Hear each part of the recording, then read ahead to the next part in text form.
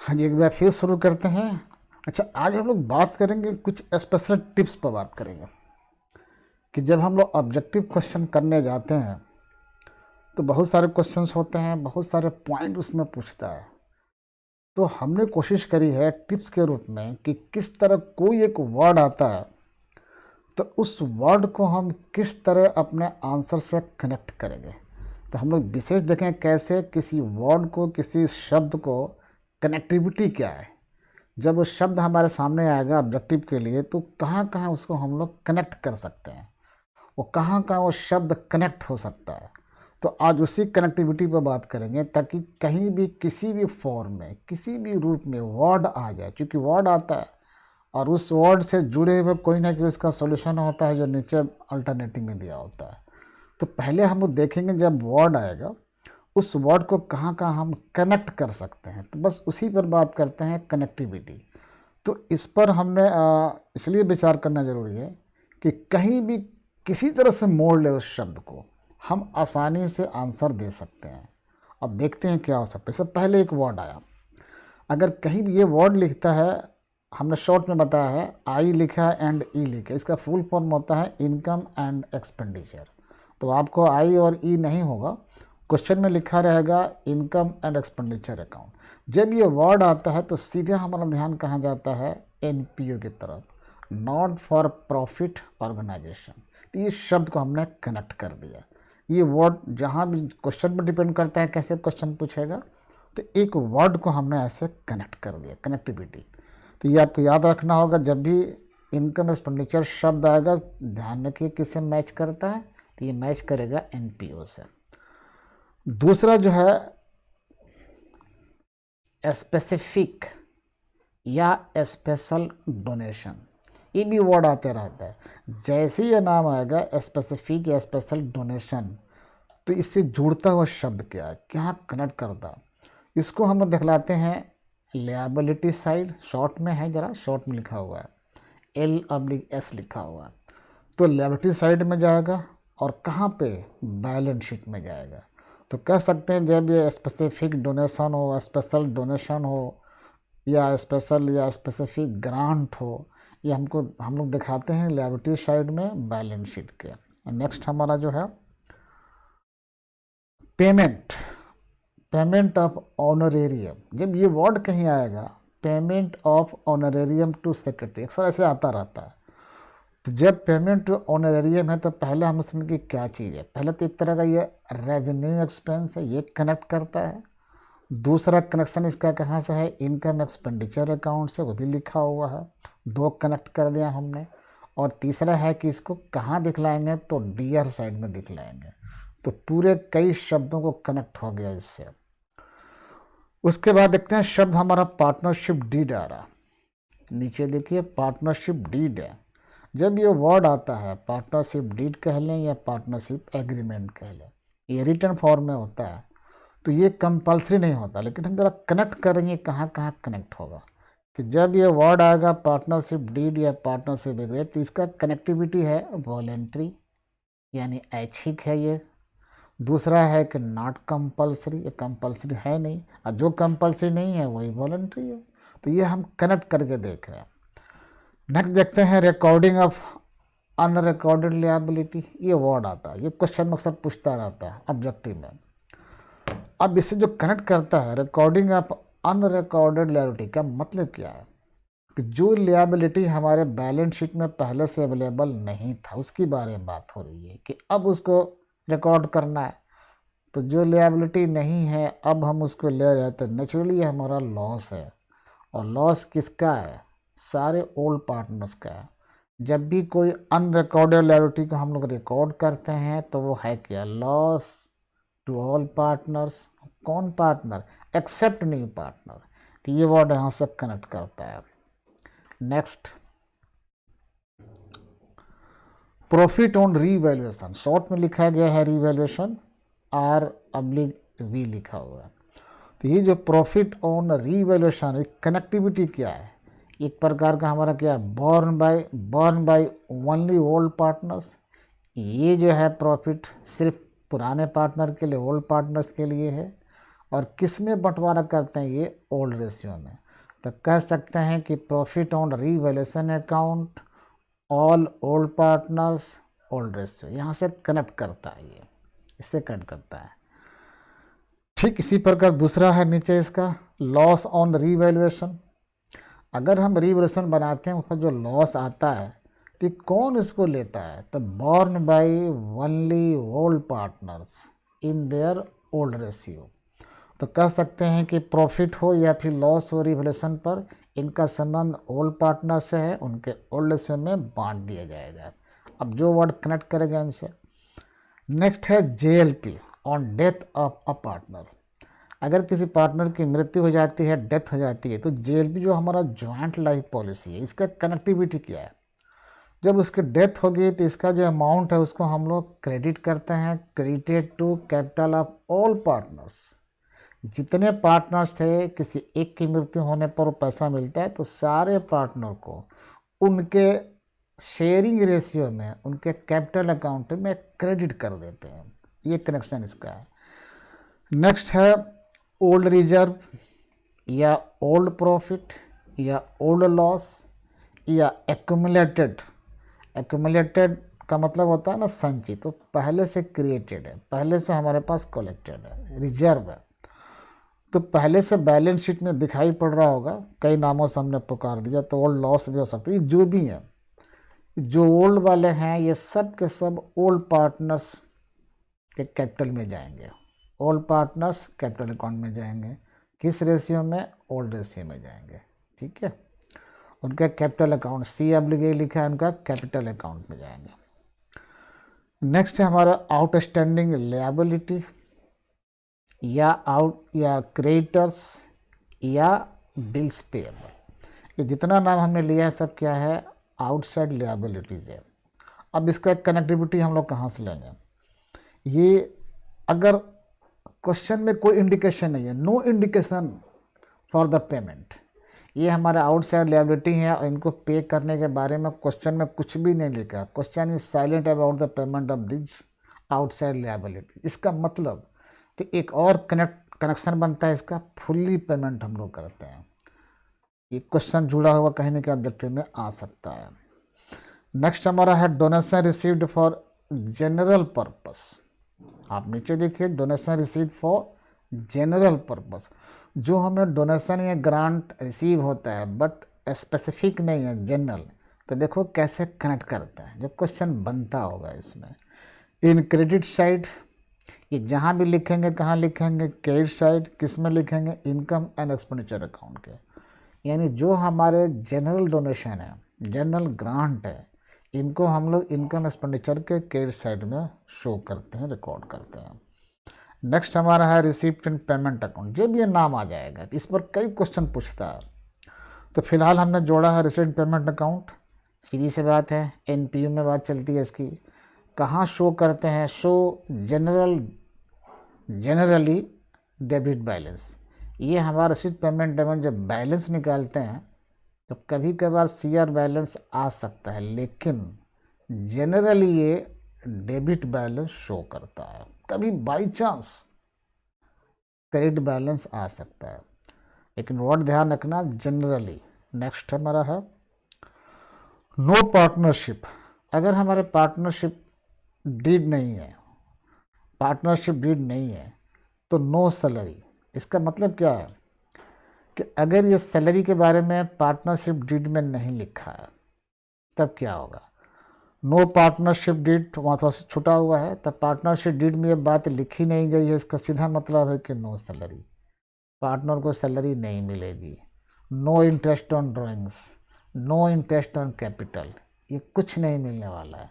Only interest on loan given by the partner to the firm at the rate of 6% per annum interest. तो ये मतलब हुआ है कि जब ये एग्रीमेंट में नहीं लिखा हुआ है, पार्टनरशिप डीड में नहीं है, तो किसी भी पार्टनर को सैलरी नहीं मिलेगी, रेमुनरेशन नहीं मिलेगा, बोनस नहीं मिलेगा, इंटरेस्ट ऑन कैपिटल नहीं होगा, इंटरेस्ट ऑन ड्राइंग नहीं होगा। हाँ, एक इंटरेस्ट होगा, और वो इंटरेस्ट अगर किसी पार्टनर ने फर्म को एडवांस दिया है, लोन दिया है, और लोन पर कितना ब्याज बनता है, कितना इंटरेस्ट बनता है, ये एग्रीमेंट में नहीं है, तब 6% पर एनम लॉ के हिसाब से उसका ब्याज बनता है। तो ये कनेक्टिविटी आपको रखनी पड़ेगी, ये वर्ड आएगा। तो नेक्स्ट हमारा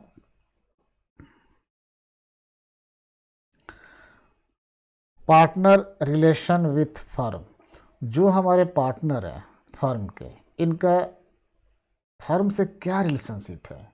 तो जब ये वर्ड आएगा पार्टनर रिलेशनशिप, तो उससे जुड़ा हुआ क्वेश्चन बनेगा, हमारे जो पार्टनर हैं वो फर्म के लिए एजेंट भी हैं और साथ ही साथ वो फर्म के मालिक भी हैं, ऑनर भी हैं। तो ये दो वर्ड उनसे बनता है इनके संबंधों के बीच में कि हर पार्टनर एक दूसरे का भी एजेंट है और फर्म का भी एजेंट है और साथ ही साथ फर्म के ऑनर भी है। ये वर्ड कनेक्ट होता है। नेक्स्ट है goodwill brought by new partner. हम जानते हैं कि न्यू पार्टनर गुडविल लाता है कैश में। अगर गुडविल कैश में लाया है तो थोड़ा सा नामकरण हम लोग उसको चेंज कर सकते हैं और इस पर क्वेश्चन होगा। Also called premium. जब कोई न्यू पार्टनर कैश में गुडविल लाता है तो उसको गुडविल ना बोलकर हम लोग प्रीमियम में कह देते हैं। कोई बहुत बड़े सख्त नियम नहीं है, गुडविल भी कहा जा सकता है, लेकिन अक्सर उसको हम लोग प्रीमियम कहते हैं। तो डिपेंड करता है क्वेश्चन कैसे पूछेगा, उस पर देख लेना। नेक्स्ट है प्रॉफिट और रिवैल्यूएशन। हम पहले बता चुके हैं, एक कनेक्टिविटी, एक दूसरे कनेक्टिविटी इस पर है। ये है क्या चीज़? तो जो प्रॉफिट और रिवैल्यूएशन है वो है excess of credit side over DR side. Short में लिखा हुआ डीआर साइड मतलब डीआर साइड सीआर साइड, उसमें दो साइड होते हैं, डीआर साइड भी है, सीआर साइड भी है। अगर हमारे इसके सीआर साइड इसके डीआर साइड से एक्सेस है तो वो क्या कहलाएगा? प्रॉफिट ऑन रीवैल्यूएशन कहलाएगा। कैसे करते हैं? एक और कनेक्टिविटी है, ऑल पार्टनर्स में इसको बांट दिया जाता है। किस रेशियो में? ऑल रेशियो में। और कनेक्टिविटी है, उनके कैपिटल अकाउंट में लास्ट में क्रेडिट साइड में नोट कर दिया जाता है। तो इतने कनेक्टिविटी वहाँ से बन रहे हैं फिलहाल के लिए। नेक्स्ट चलते हैं पार्टनर्स इंसॉल्वेंसी। अगर कोई पार्टनर इंसॉल्वेंट हो जाता है, इंसॉल्वेंट आप समझ रहे हो कि the partner who is not in a position to pay the डेप्ट then he can be declared as insolvent. तो जब इंसॉल्वेंस की बात आएगी तो बात और हो सकती है। तो इसमें कनेक्ट किया है, क्वेश्चन ये हो सकता है कि ये किस टाइप के डिसोल्यूशन में आएगा। तो हमारे कई प्रकार के डिसोल्यूशन है, उसमें एक है कंपल्सरी डिसोल्यूशन। तो जब कोई इंसॉल्वेंट होता है पार्टनर तो वो कहलाता है compulsory dissolution of the partnership form. Next हमारा है इनकम एंड एक्सपेंडिचर अकाउंट। पहले भी कनेक्टिविटी एक आई थी, एक कनेक्टिविटी यहाँ भी है। कैसे जोड़ेंगे? कई बार इसका नेचर पूछ देता है कि इनकम एक्सपेंडिचर अकाउंट का नेचर क्या है। तो नेचर आप समझ लीजिए, यह एक प्रकार के नॉमिनल अकाउंट होता है, एक्सपेंस एंड इनकम बतलाता है। नेक्स्ट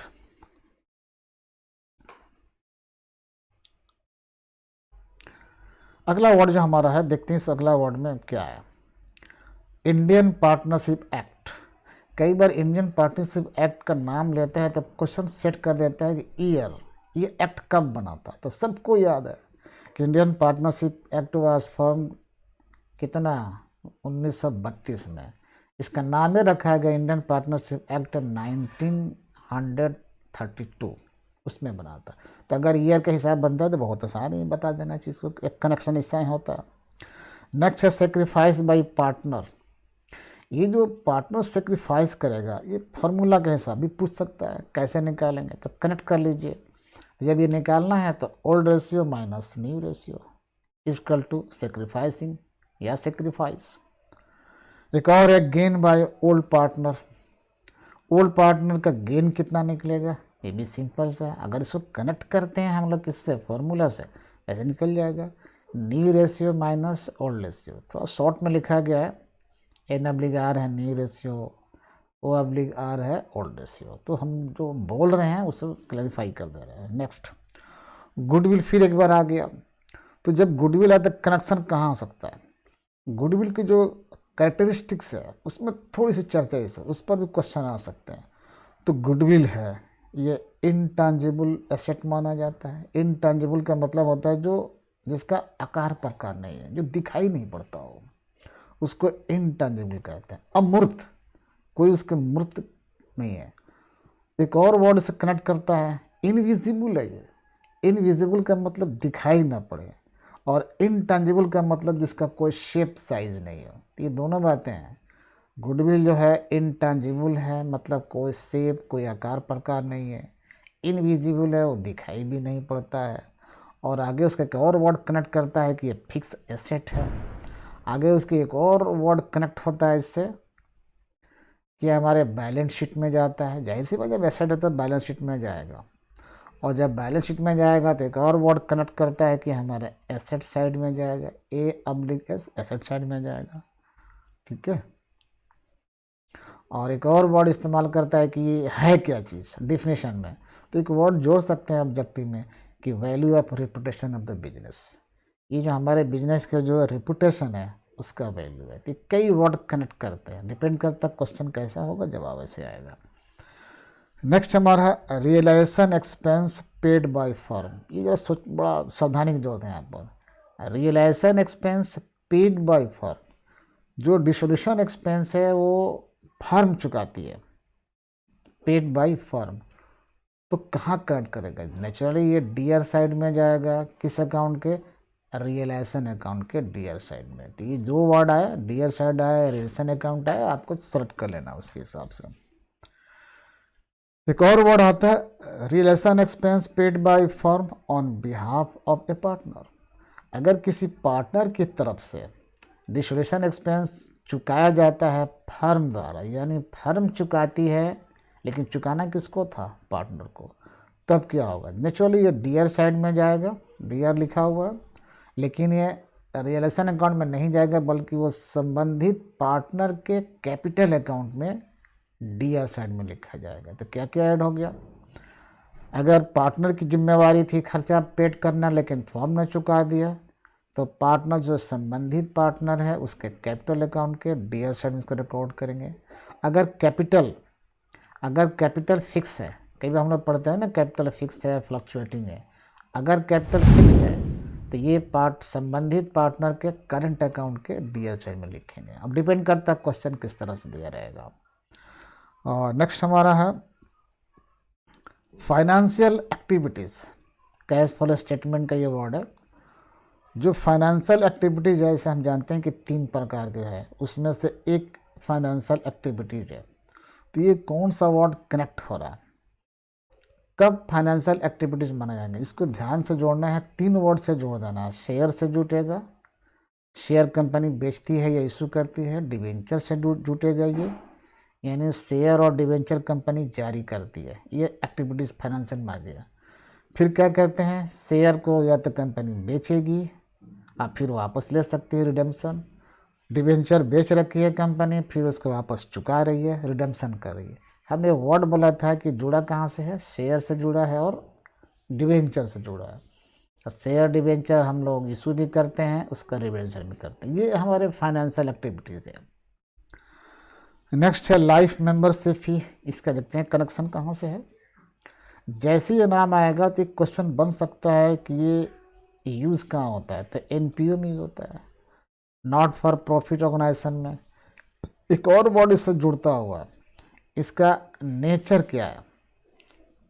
इसका नेचर हमारा क्या है? देखिए पर ये कैपिटल रिसिप्ट नेचर है इसका।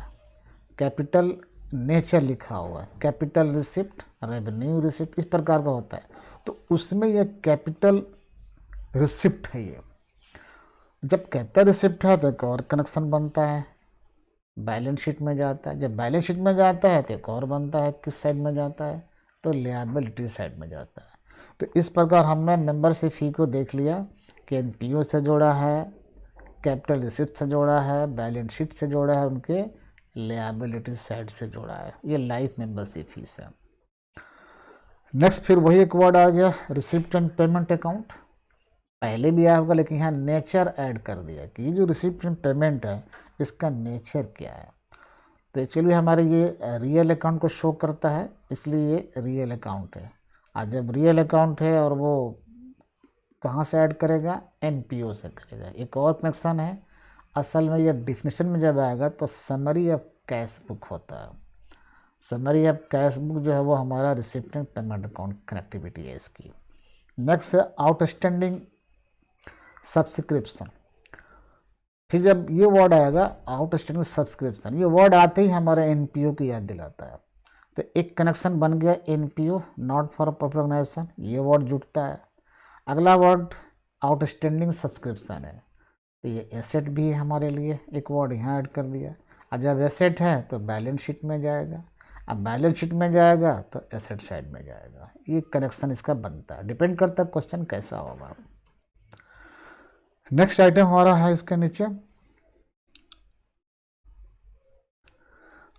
आउटस्टैंडिंग सब्सक्रिप्शन लिखा है, तो आगे पूरी बात उसे जोड़ दिया हमने, लिखा है ना एनपीओ वाली बात आ गई है। ठीक है, जब अकाउंट की बात इसकी आएगी, किस तरह के नेचर ऑफ अकाउंट, किसके, आउटस्टैंडिंग सब्सक्रिप्शन का, तो ये पर्सनल अकाउंट के हैं इसको, या रिप्रेजेंटेटिव पर्सनल अकाउंट। कई बार ये भी वर्ड जोड़ देता है, आउटस्टैंडिंग सब्सक्रिप्शन लिखा, उसका नेचर ऑफ अकाउंट पूछ दिया तो कन्फ्यूजन हो जाता है, तो वो नीचे हमने ऐड कर दिया। नेक्स्ट है excess of assets over liabilities.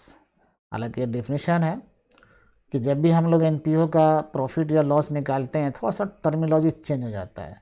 तो जब ये वर्ड आएगा excess of assets over liabilities, तो इसका कनेक्शन बनता है एनपीओ से बनता है। इसका टेक्निकल नाम हम लोग रखते हैं कैपिटल फंड कहते हैं। और जब कैपिटल फंड वर्ड इस्तेमाल करेंगे तो कनेक्शन कहाँ से बनता है, बैलेंस शीट से। जब बैलेंस शीट है तो ये लायबिलिटी साइड से। तो कई वर्ड से कनेक्टिविटी इसकी है, क्वेश्चन जैसा रहेगा उसे काम करेंगे। एक और वर्ड आता है excess of expenditure over incomes.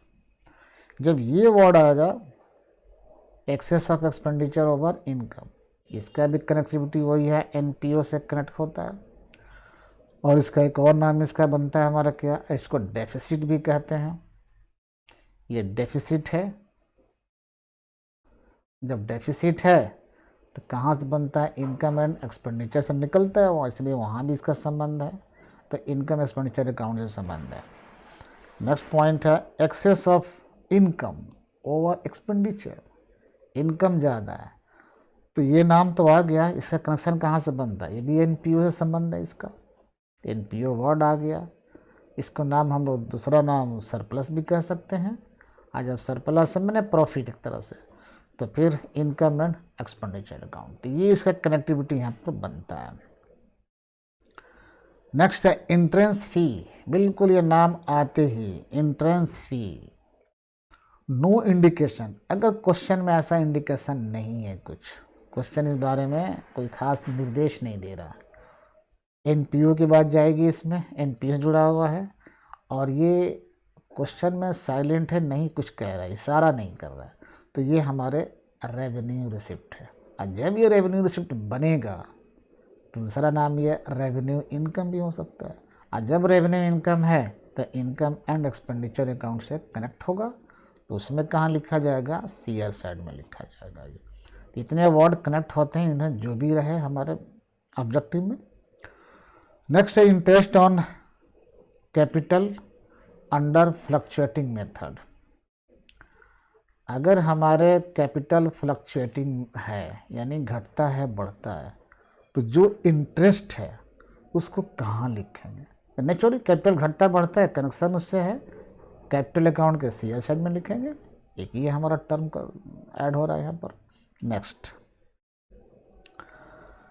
Debenture issued as collateral securities. अक्सर ये आते रहता है, जो डिवेंचर हमारे है शॉर्ट में लिखा है वहाँ पर। अगर डिवेंचर हमने जारी किया है एक सिक्योरिटी के तौर पर, हमने सेल नहीं किया है बट लोन लिया होगा और सिक्योरिटी के तौर पर हमने डिवेंचर जारी कर दिया, तो पहली बात कि इसकी एंट्री हो भी सकती है, ठीक है। अगर एंट्री इसकी होगी और नहीं भी हो सकती है।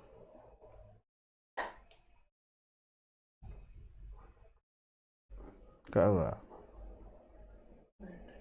कितना मिनट हुआ?